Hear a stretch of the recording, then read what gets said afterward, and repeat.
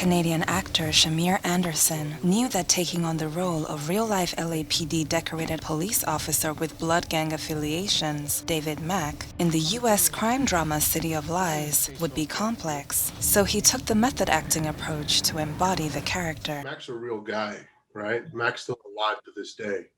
Yeah. And so when I did research on him, obviously there's two point of views, right? There's the investigation aspect of Mack, where you've seen the files and then the crime that he committed, robbing the bank. But then what was difficult for me as an actor was finding the personal Mack, who David Mack was at the core. I knew he was a runner, in Ohio at one point, university, but understanding the human element. This film only highlighted one side of him. So as the actor, I had to do my research and understand his motivations and wondering why.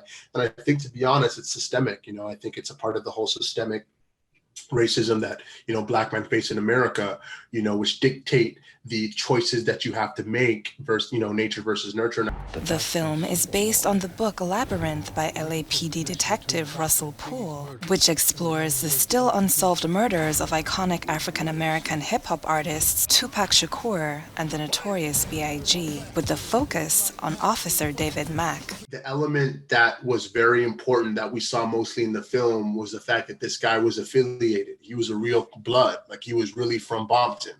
And I had to make sure I really had that aspect dialed up. Mack was an intelligent human being that happened to use his superpowers for evil.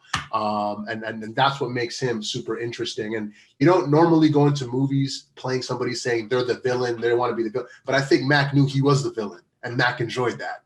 And Mack wanted to be the villain. And he was open and honest and very unapologetic about that.